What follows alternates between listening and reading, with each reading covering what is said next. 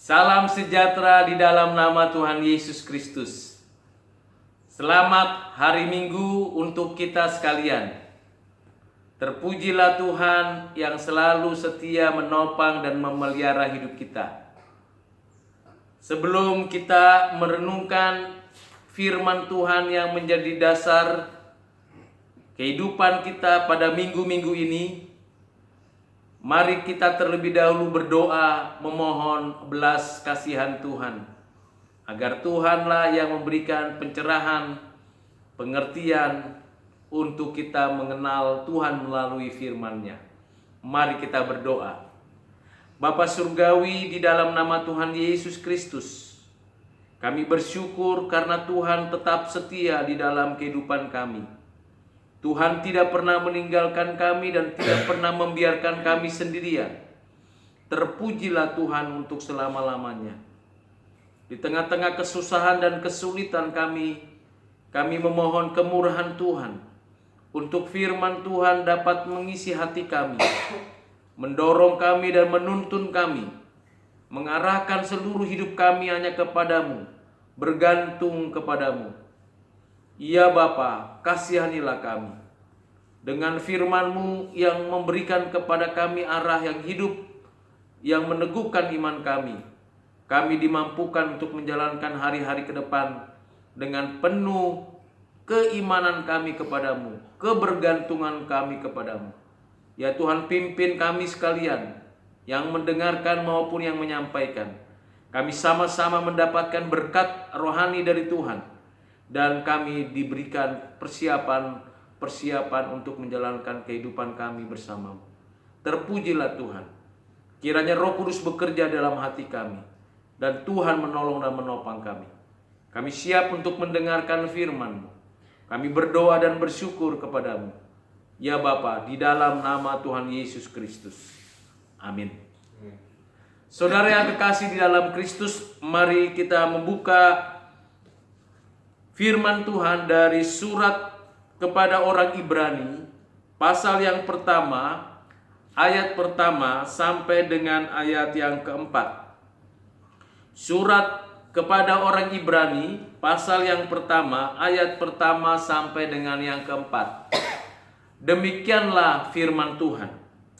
Setelah pada zaman dahulu Allah berulang kali dan dalam pelbagai cara berbicara kepada nenek moyang kita dengan perantaraan nabi-nabi.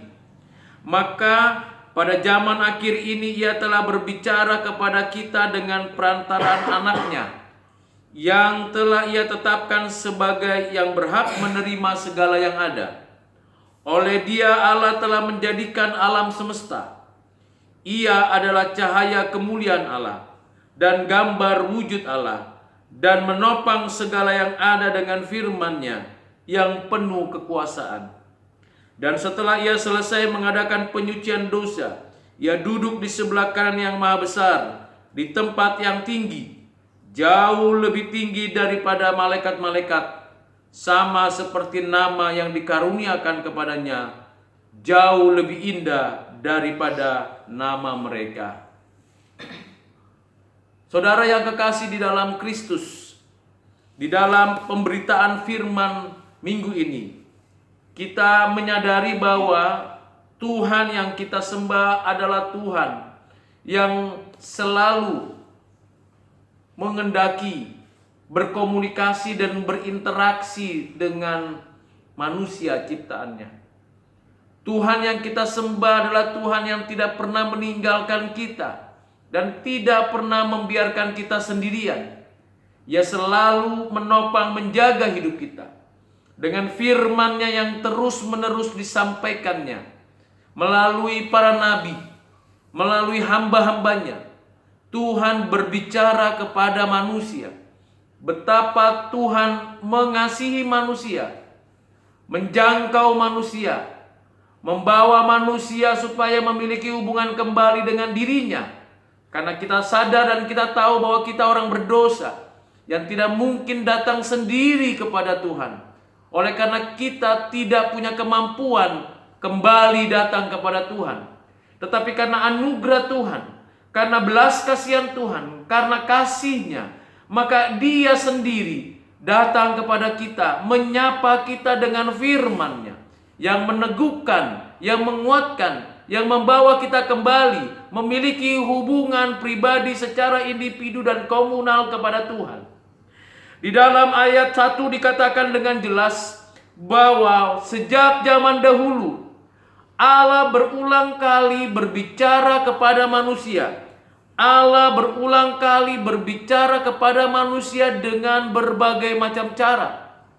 Ada pemeliharaan Tuhan, ada kehadiran Tuhan di dalam sejarah manusia untuk membawa manusia mengenal siapa yang menciptanya, siapa yang memelihara hidupnya. Saudara yang kekasih di dalam Tuhan, bukan hanya itu saja. Melalui nabi-nabi yang dipanggilnya, yang diutusnya, yang diurapinya, kebenaran-kebenaran Tuhan, firman Tuhan itu disampaikan oleh para nabi.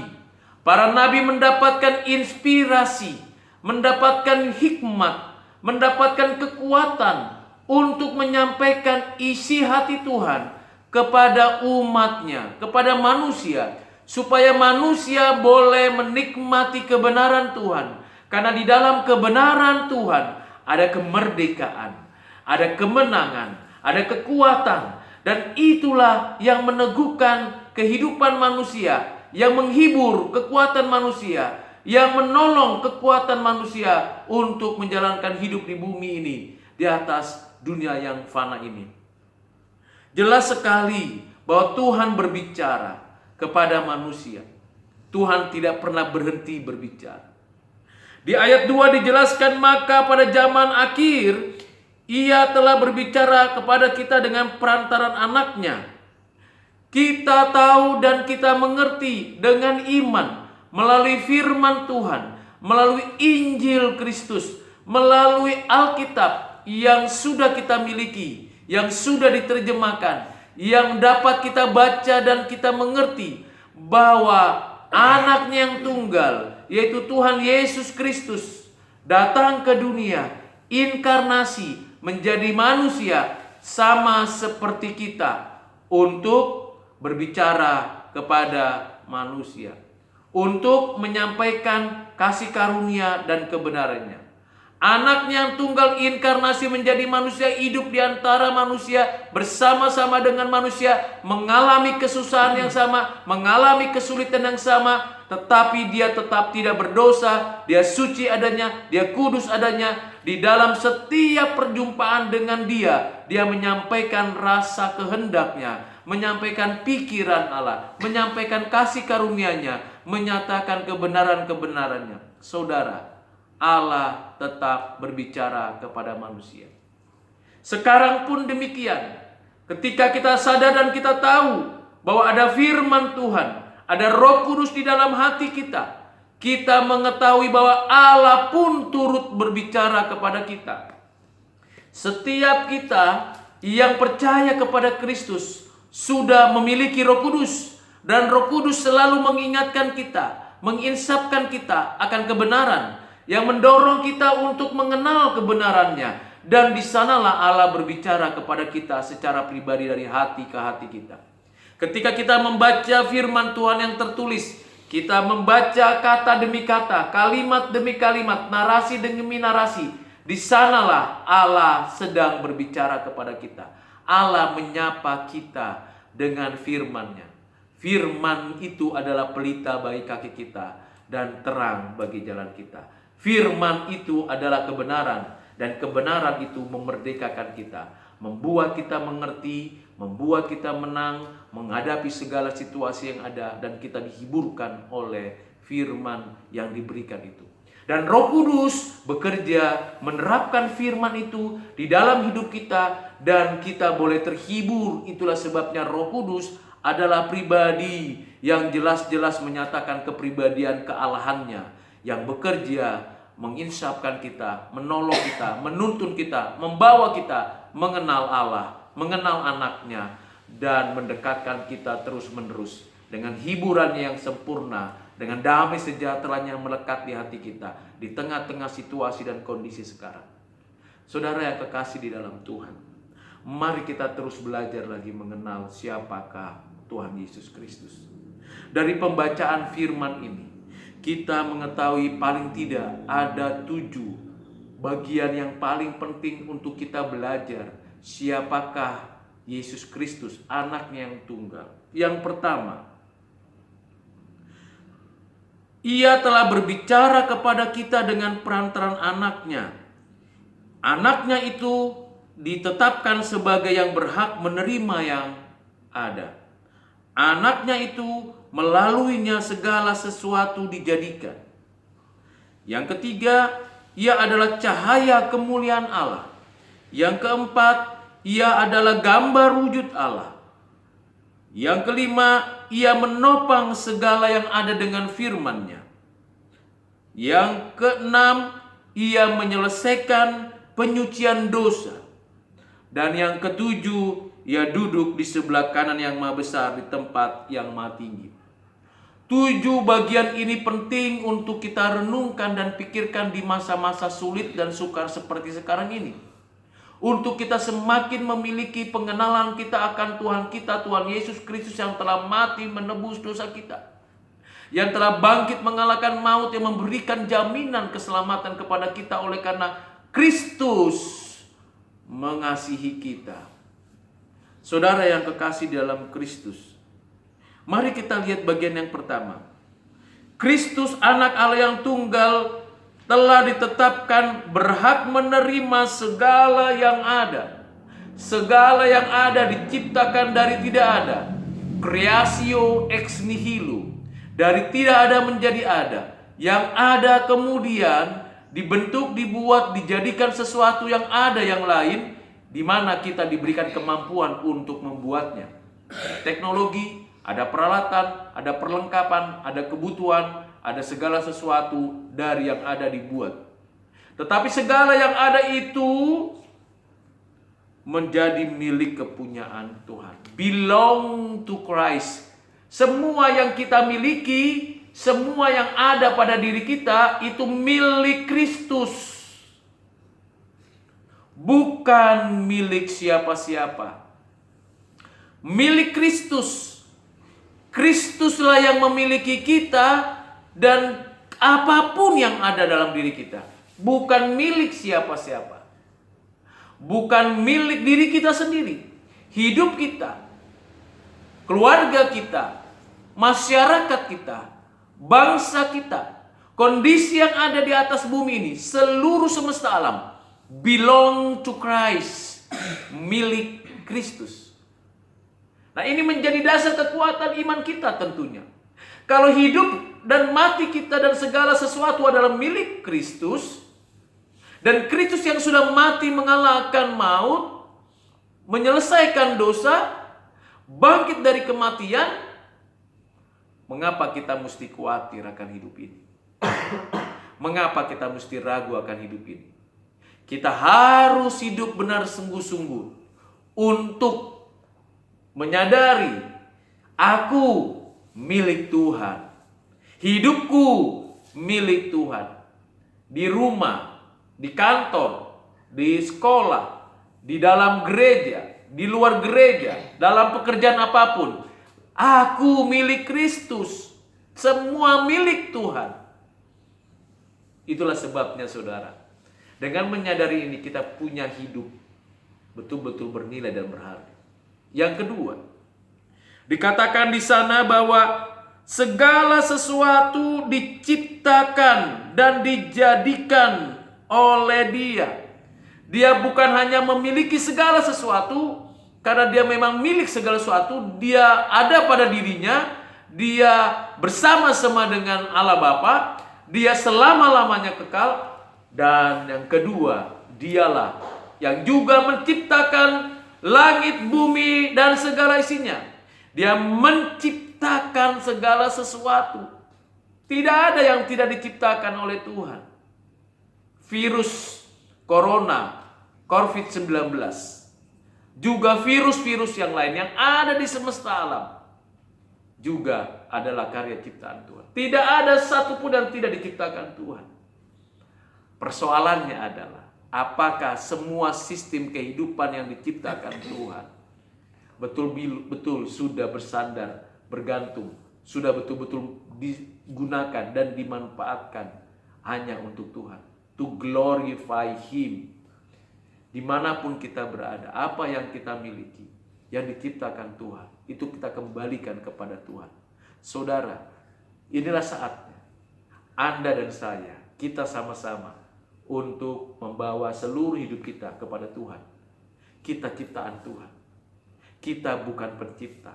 Manusia tidak mungkin menjadi ciptaan pencipta.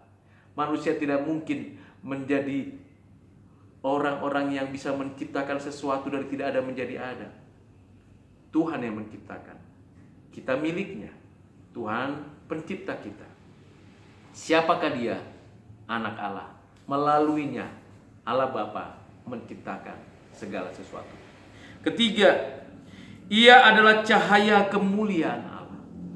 Dia bukan hanya yang memancarkan kemuliaan, tetapi Dia adalah cahaya kemuliaan itu. Jadi Kristus adalah kemuliaan itu. Kemuliaan itu kalau kita membaca Yohanes 1 ayat 14. Jelas itu untuk menggambarkan kasih karunia dan kebenaran. Pada dirinya sendiri adalah kemuliaan. Kemuliaan yang selama-lamanya. Dia memancarkan kemuliaan Allah karena dirinya adalah kemuliaan itu. Dan kemuliaan itu kita kembalikan kepadanya. Segala sesuatu yang dicipta, segala sesuatu yang ada, tujuan hidup kita juga itu untuk kemuliaan Allah. Dan kemuliaan itu dinyatakannya melalui karyanya. Dan kita, saudara-saudara, memuliakan Allah, menikmati kemuliaan itu, yaitu kasih karunia dan kebenarannya. Dengan demikian kita sungguh-sungguh menjalani kehidupan yang bersandar kepada Tuhan yang mulia. Siapa Dia? Anak Allah, Tuhan kita Yesus Kristus. Yang keempat, Ia adalah gambar wujud Allah. Artinya di dalam keberadaannya Dia sebagai pribadi, Dia adalah anak Allah yang setara sehakikat dengan Bapa. Transenden, imanen, mutlak, person. Dia punya atribut yang setara sehakikat dengan Bapa, yaitu self-existent, ada pada dirinya, tidak berubah, immutability, infinity, yang kekal, dan juga unity dalam satu kesatuan, yang adalah roh adanya, yang juga adalah pribadi yang menyatakan intelektualitasnya, moralitasnya, kedaulatannya, dan segala sesuatu karyanya ada di dalam dirinya, karena Dia gambar wujud Allah. Karena itu siapa saja yang percaya kepada Kristus oleh karena anugerah Tuhan dan beriman kepadanya oleh karena kasih karunia Tuhan, harus menyadari bahwa Allah, Bapa, Anak, Roh Kudus hadir di tengah-tengah kita. Dia tidak pernah meninggalkan kita. Anda dan saya ada di rumah, Anda dan saya ada di kantor, Anda dan saya ada di sekolah, Anda dan saya ada di tempat-tempat bekerja. Ketahuilah dan sadarilah Allah ada bersama kita. Immanuel. Dia tidak pernah meninggalkan kita. Dia menunjukkan gambar wujudnya, siapakah Dia di sini? Tuhan Yesus Kristus. Saudara, bergantunglah, bersandarlah, berharaplah selalu kepada Kristus yang hidup dan yang menghidupkan kita. Setelah kita mengerti bagian ini, mari kita masuk ke dalam bagian yang penting untuk konteks sekarang, yaitu Kristus menopang segala yang ada dengan firman-Nya yang penuh kekuasaan. Ada providensia Allah. Allah menciptakan langit, bumi, dan segala sesuatu melalui Kristus. Dan Kristus memiliki segala sesuatu. Kristus adalah gambar wujud Allah yang memancarkan kemuliaannya. Dan dalam keadaan keilahiannya yang sepenuhnya adalah Allah, maka yang paling penting dalam konteks sekarangnya adalah Dia adalah anak Allah, Tuhan kita Yesus Kristus yang menopang segala sesuatu, memelihara segala sesuatu. Dia menjaga hidup kita di tengah kesulitan apapun. Kita harus menyadari Tuhan memelihara hidup kita. Ada kesulitan, ada kesusahan, ada kecemasan, ada ketakutan, ada ketidakpastian di dalam masa-masa yang akan datang. Ketahuilah saudara yang kekasih di dalam Kristus, bahwa Dia menopang segala sesuatu. Tidak pernah tangannya lepas dari hidup yang dikasihinya. Dia menjaga, memelihara. Itu bagian yang kelima, saudara. Dia menopang segala sesuatu tanpa kecuali. Nah, bagaimana kita bisa menikmati kebenaran-kebenaran ini? Yang terakhir, yang keenam dan ketujuh, ini bagian yang paling penting di dalam menebus, menyelamatkan kita, yaitu Ia menyucikan dosa kita. Siapa manusia yang tidak berdosa? Tidak ada. Anda dan saya berdosa di hadapan Tuhan. Kita sama-sama orang berdosa. Tetapi karena kasih-Nya kepada kita, Allah Bapa mengutus anaknya itu menjadi manusia untuk menebus dosa kesalahan kita. Mati di atas kayu salib. Dia menyucikan dosa kita seluruhnya dahulu, sekarang, akan datang. Di atas kayu salib menggantikan engkau dan saya, dan menjadikan kita milik kepunyaan Allah. Kita menjadi anak-anak Allah karena kita dibenarkan di dalam Kristus yang sudah mati bagi kita. Saudara yang kekasih di dalam Kristus, mari kita sungguh-sungguh mempercayai seluruhnya karya penebusan Kristus itu. Dan itu hanya mungkin terjadi hanya bagi orang-orang pilihan yang mendapatkan iman, anugerah dari Roh Kudus di dalam hidup kita. Dan ketika kita percaya kepada karya penebusan Kristus, kita beroleh hidup yang kekal. Bukan hanya itu, saudara yang kekasih di dalam Kristus, apa yang terakhir yang penting, yaitu adalah Ia duduk di sebelah kanan yang maha besar di tempat yang maha tinggi. Dia adalah Allah yang mencipta, memelihara, menjaga, dan menebus. Tetapi tidak hanya itu, setelah Dia mati di atas kayu salib, bangkit dari kematian, Dia naik ke surga, duduk di sebelah kanan Allah Bapa. Tidak santai-santai, tidak berdiam diri, tidak demikian. Dia duduk di sebelah kanan Allah Bapa karena Dia imam besar agung kita, yang dilakukannya untuk kita. Yang pertama, berdoa syafaat untuk kita. Kristus naik ke atas surga, duduk di sebelah kanan Allah Bapa, melihat dan memperhatikan seluruh kesulitan kita, seluruh kepayahan kita di dunia ini, kecemasan kita, ketakutan kita. Di akhir-akhir ini kita tahu itu, kita sadari itu. Tetapi kita harus mengakui dan menyadari juga dalam hidup kita, dengan iman kita percaya Tuhan kita Yesus Kristus bersyafaat untuk kita, berdoa untuk kita yang lemah, yang cemas, yang takut, yang ragu akan pemeliharaan Tuhan. Tuhan Yesus berdoa untuk Anda dan saya. Bukan hanya saja itu, Dia juga membela kita dari segala cobaan si jahat, membela kita dari segala aniaya si jahat. Kita dibelanya.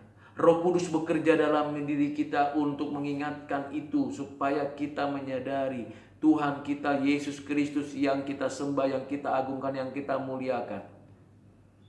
Dia ada di sebelah kanan Allah Bapa.